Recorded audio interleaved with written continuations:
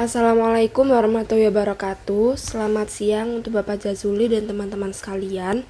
Izinkan kami dari kelompok Queen untuk mempresentasikan tentang hasil diskusi kami tentang materi penetapan arus kas dan time value of money. Sebelumnya, izinkan kami untuk memperkenalkan diri terlebih dahulu.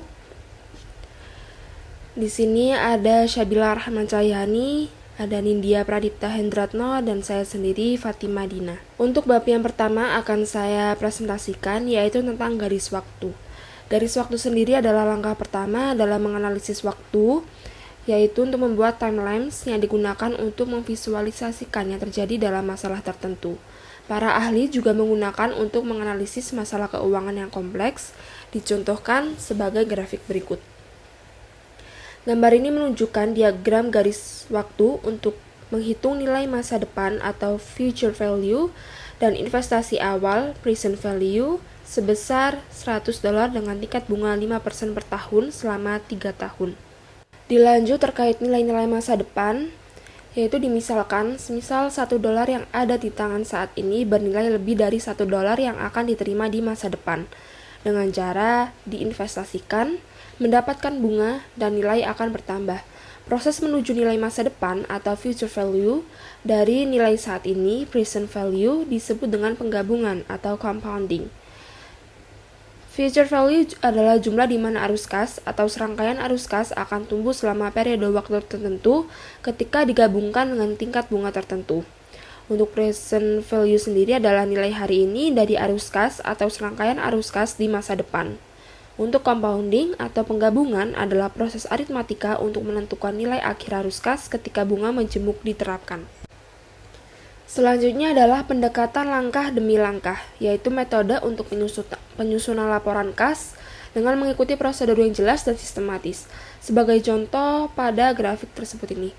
Di grafik ini menunjukkan nilai investasi awal sebesar $100 tumbuh selama 3 tahun dengan tingkat bunga 5% per tahun menggunakan bunga majemuk.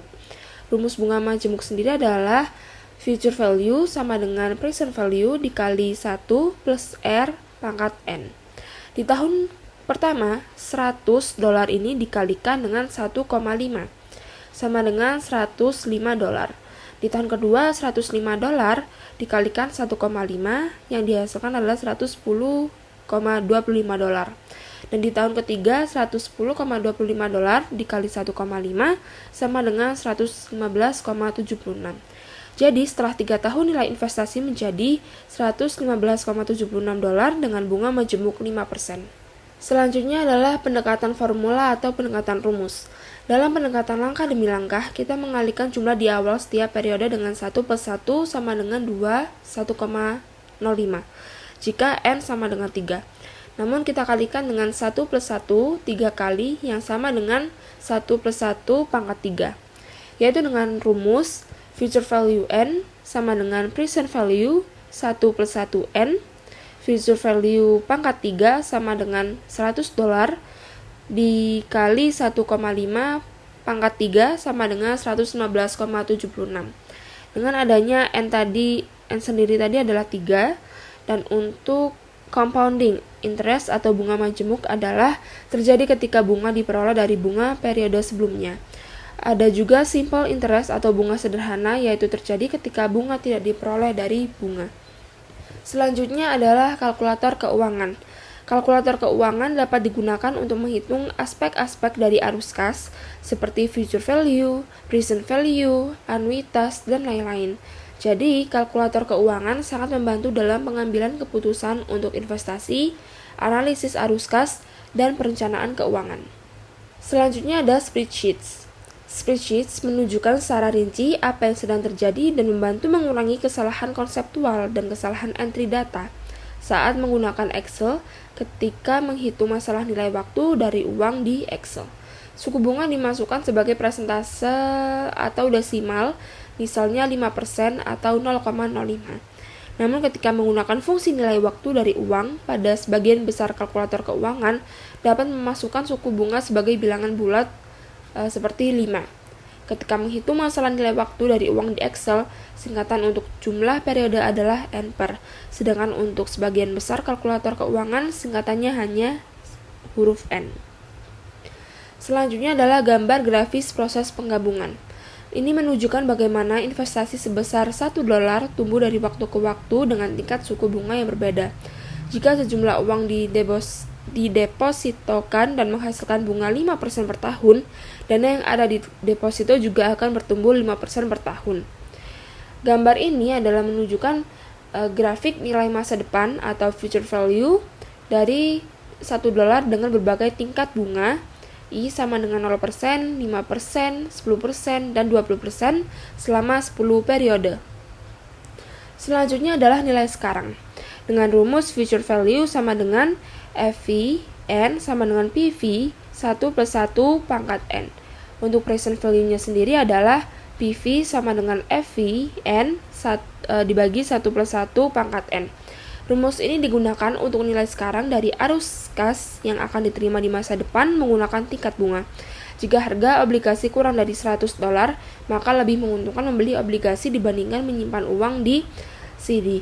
CD sendiri adalah Certificate of Deposit. Kedua, jika harga obligasi lebih dari $100, lebih baik berinvestasi dalam Certificate of Deposit karena akan memberikan hasil yang lebih baik. Yang ketiga, misalkan jika harga obligasi tepat $100, maka tidak ada perbedaan antara membeli obligasi ataupun menaruh uang di Certificate of Deposit. Selanjutnya adalah gambaran grafis proses pendiskontoan. Pada grafik ini adalah menunjukkan bahwa nilai sekarang dari jumlah yang akan diterima di masa depan menurun dan mendekati 0 ketika tanggal pembayaran diperpanjang lebih jauh ke masa depan dan bahwa nilai sekarang turun lebih cepat pada tingkat suku bunga yang lebih tinggi. Pada tingkat suku bunga yang relatif tinggi, dana yang akan diterima di masa depan juga bernilai sangat kecil saat ini. Dan bahkan pada tingkat suku bunga yang relatif rendah, nilai sekarang dari jumlah yang akan diterima di masa depan sangat jauh cukup kecil. Sebagai contoh, pada tingkat diskonto 20%, $1 juteng akan jatuh tempo dalam 100 tahun akan bernilai hanya $0,0121 hari ini. Hal ini karena $0,0121 akan berkembang menjadi $1 juta dalam 100 tahun jika dikembangkan dengan 20%, dan 20% ini sendiri adalah tingkat diskonto tadi yang sudah disebutkan. Bab selanjutnya akan dijelaskan oleh teman saya yaitu Bila. Jadi selanjutnya kita akan membahas tentang mencari tingkat suku bunga. Nah, sebelumnya kita kan sudah mengetahui present values, future values, dan juga number of values. Nah, sekarang kita akan mencari interest rate-nya. Di sini ada contoh soal. Diketahui bahwa obligasi tertentu memiliki harga $100 dan akan memberikan imbal hasil $150 setelah 10 tahun. Dengan demikian, kita ingin mencari tingkat pengembalian yang akan kita peroleh jika kita membeli obligasi tersebut. Di sini ada rumus yang bisa kita gunakan yaitu FV sama dengan PV dalam kurung 1 plus I pangkat N. Bisa langsung disubstitusi. Di sini bisa terlihat hasilnya itu belum didapatkan ya. Karena dengan menggunakan rumus itu ada first steps yang harus dilakukan. Jadi ada cara yang lebih gampang yaitu dengan menggunakan kalkulator finansial atau Excel. Di kalkulator finansialnya kalian bisa langsung input aja N-nya sebagai 10, lalu present values-nya min 100, terus future values-nya 150. Nanti akan mendapatkan hasil suku bunganya yaitu 4,14%. Jika ingin menggunakan Excel, bisa juga hasilnya pasti sama. Selanjutnya, kita akan membahas tentang mencari jumlah tahun. Nah, mencari jumlah tahun itu berarti menghitung berapa lama waktu yang dibutuhkan untuk mencapai tujuan keuangan dalam pembayaran berkala yaitu PMT dan suku bunga yang telah ditentukan. Lalu kita langsung ke contoh soal. Anggaplah kita percaya bahwa kita dapat pensiun dengan nyaman jika kita memiliki $1 juta. Kita ingin mengetahui berapa lama waktu yang dibutuhkan untuk mendapatkan $1 juta tersebut dengan asumsi kita memiliki $500.000 yang diinvestasikan dengan bunga 4,5%. Lalu kita bisa gunakan rumus yang sama seperti sebelumnya yaitu FV sama dengan PV dalam kurung 1 plus I pangkat N. Lalu kita substitusi dan kita akan mendapatkan hasil yaitu 15,7473. Selain menggunakan rumus, kita bisa menggunakan kalkulator dan Excel. Di sini ada pengaturan kalkulatornya serta fungsi Excel-nya. Selanjutnya kita akan membahas tentang anuitas. Anuitas adalah serangkaian pembayaran yang sama dengan interval tetap untuk sejumlah periode tertentu. Hingga saat ini kita telah membahas tentang pembayaran sekali bayar atau pembayaran tunggal. Namun, banyak aset yang menghasilkan serangkaian arus kas masuk secara berkala dan sejumlah kewajiban seperti kredit kendaraan, pinjaman pelajar, dan KPR yang mengharuskan pembayaran secara berkala. Apabila jumlah pembayaran tersebut sama dan dilakukan pada interval yang tetap, maka serangkaian pembayaran tersebut disebut anuitas. Anuitas ada dua jenis, yaitu anuitas biasa dan anuitas jatuh tempo. Anuitas biasa adalah anuitas yang pembayarannya dilakukan pada setiap akhir periode, sedangkan anuitas jatuh tempo adalah anuitas yang pembayarannya dilakukan pada awal setiap periode. Anuitas biasa lebih sering digunakan dalam dunia keuangan karena pembayaran dilakukan pada akhir setiap periode, yang lebih umum dalam berbagai produk keuangan seperti pinjaman atau investasi. Pengaturan ini memudahkan perhitungan karena banyak kontrak keuangan yang mengatur pembayaran di akhir periode, menjadikannya standar dalam praktik keuangan sehari-hari. Selanjutnya ada contoh. Berikut adalah garis waktu untuk anuitas biasa sebesar $100 selama 3 tahun serta 5% untuk suku bunganya. Setoran sebesar $100 akan dilakukan setiap tahun, jadi ditunjukkan pembayaran dengan tanda minus. Bisa terlihat perbedaannya di garis waktunya. Di ordinary annuity, setoran dilakukan setelah 1 tahun selesai, sedangkan di annuity due, di awal pada saat garis waktunya masih menunjukkan 0, sudah melakukan setoran sebanyak $100. Penting untuk diingat bahwa anuitas harus memiliki pembayaran yang tetap dengan interval yang sama untuk sejumlah periode tertentu. Jika syarat ini tidak dipenuhi, maka pembayaran tersebut tidak dapat disebutkan sebagai anuitas. Selanjutnya kita akan membahas nilai masa depan dari anuitas biasa. Future value of annuity adalah nilai masa depan dari serangkaian pembayaran anuitas yang dilakukan secara teratur selama N periode, dengan memperhitungkan bunga atau tingkat pengembalian yang diterima. Tabel ini bisa diamati karena kita akan bahas di slide selanjutnya. Seperti yang dapat dilihat dari diagram garis waktu yang ada di tabel sebelumnya, dengan penekan langkah demi langkah, kami menerapkan persamaan berikut, yaitu N sama dengan 3 dan I sama dengan 5%. Future value of annuity sama dengan PMT dalam kurung 1 plus I pangkat N-1 dan seterusnya. Lalu bisa langsung disubstitusi dan akan mendapatkan hasil $315,25. Selain menggunakan metode step by step, kita juga bisa menggunakan kalkulator. Dan pastinya akan mendapatkan hasil yang sama juga. Selanjutnya kita akan membahas tentang nilai masa depan dari anuitas yang jatuh tempo. Karena setiap pembayaran terjadi satu periode lebih awal dari jatuh tempo anuitas, maka semua pembayaran menghasilkan bunga untuk satu periode tambahan. Oleh karena itu, future value dari anuitas jatuh tempo akan lebih besar daripada anuitas biasa yang serupa. Terdapat rumus yaitu anuitas jatuh tempo sama dengan anuitas biasa dalam kurung 1 plus I, yaitu suku bunga. Selanjutnya kita akan membahas tentang nilai sekarang dari anuitas biasa. Present value of annuity adalah sekarang dari anuitas dengan N periode. Untuk mencari future value dari anuitas, kita menjumlahkan deposito. Sedangkan untuk mencari present value, kita mendiskontokannya dengan membagi setiap pembayaran dengan dalam kurung 1 plus I pangkat T.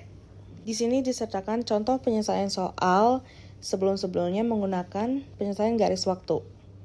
Selain itu, kita juga bisa menggunakan step by step, yaitu rumusnya present value of annuity sama dengan PMT per dalam kurung 1 plus I pangkat 1 plus PMT per 1 plus I pangkat 2 dan seterusnya. Lalu akan menghasilkan sama dengan PMT dalam kurung 1 min 1 per dalam kurung 1 plus I pangkat N per I. Lalu bisa langsung disubstitusikan. Hasilnya adalah $272,32. Kita juga bisa menggunakan kalkulator untuk mencari jawabannya. Di sini ada kalkulator end mode dan begin mode.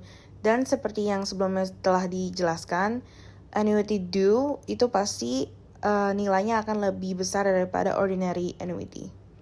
Selanjutnya kita akan membahas tentang menemukan pembayaran anuitas, periode, dan suku bunga. Dalam perhitungan anuitas, kita dapat menentukan pembayaran periode dan suku bunga dengan 5 variabel utama yang terlibat, yaitu N, I, PMT, FV, dan PV.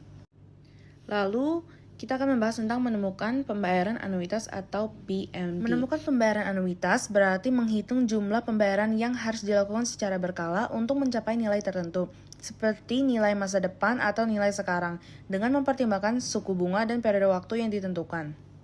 Selanjutnya ada contoh. Misalkan kita perlu mengumpulkan $10.000 dan memilikinya 5 tahun dari sekarang. Anggaplah kita dapat memperoleh hasil sebesar 6% dari tabungan kita, yang saat ini bernilai 0. Dengan demikian, kita tahu bahwa future value sama dengan 10.000, present value-nya 0, N-nya 5, suku bunganya 6%. Jika kita menghitung secara ordinary annuity, hasilnya akan sebesar min 1.773,96.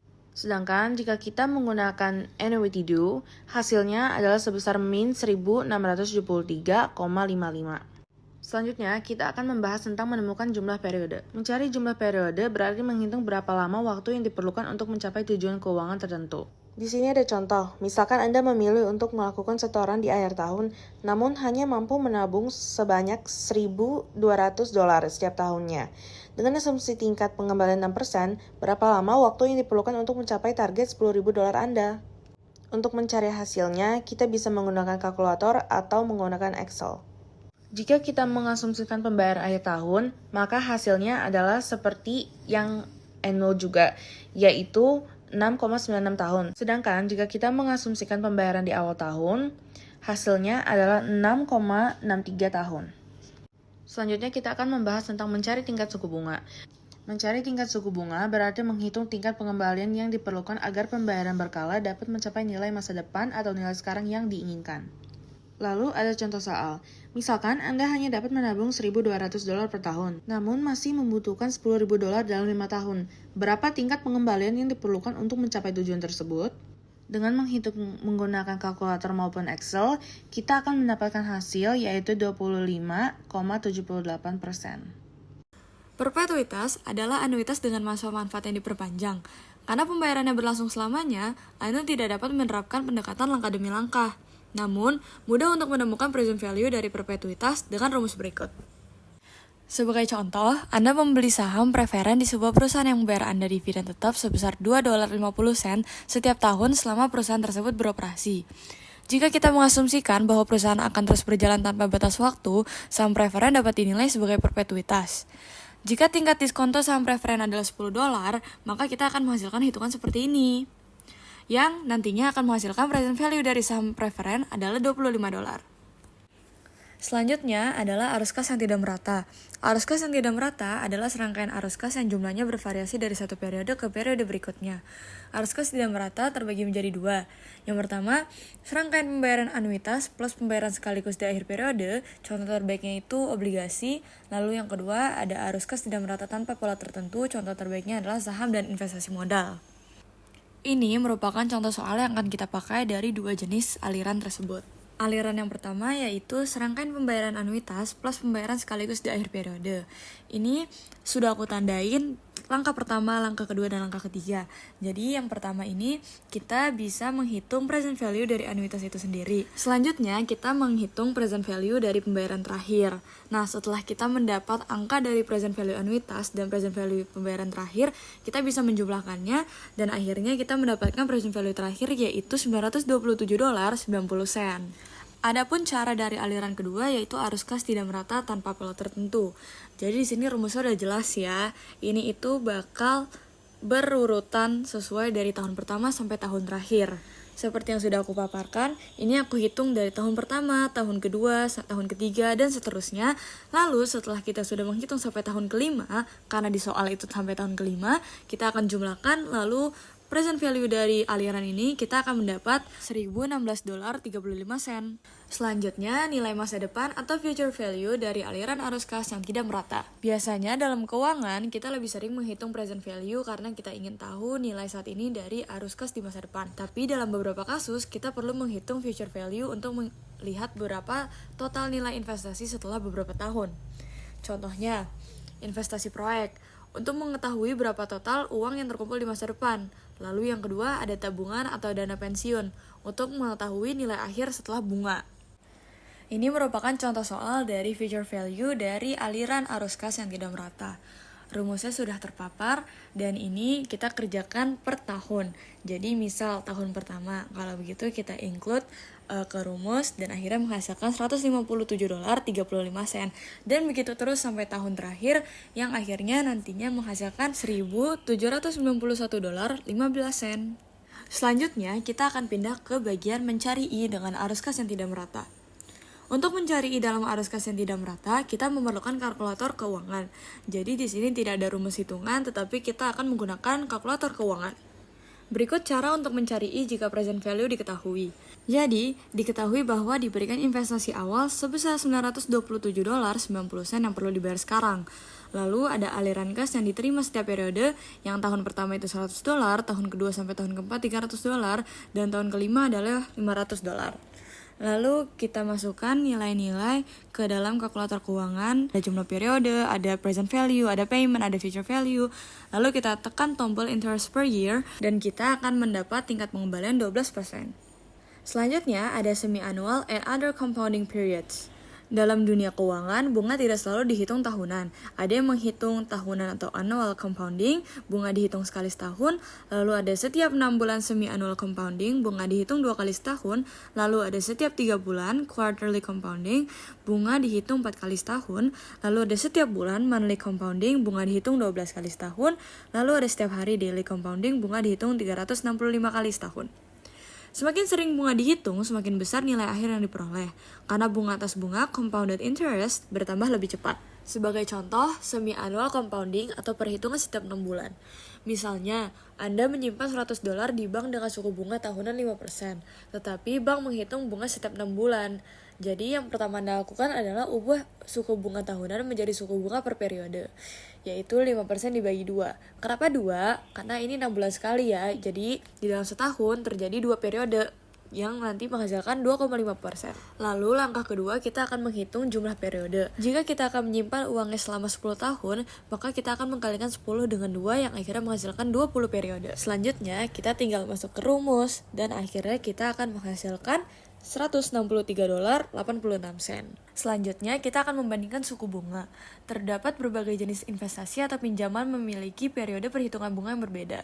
Contohnya, rekening bank biasanya menghitung bunga harian, obligasi sering membayar bunga setiap 6 bulan, saham membayar dividen setiap kuartal, pinjaman rumah atau mobil biasanya menggunakan bunga bulanan.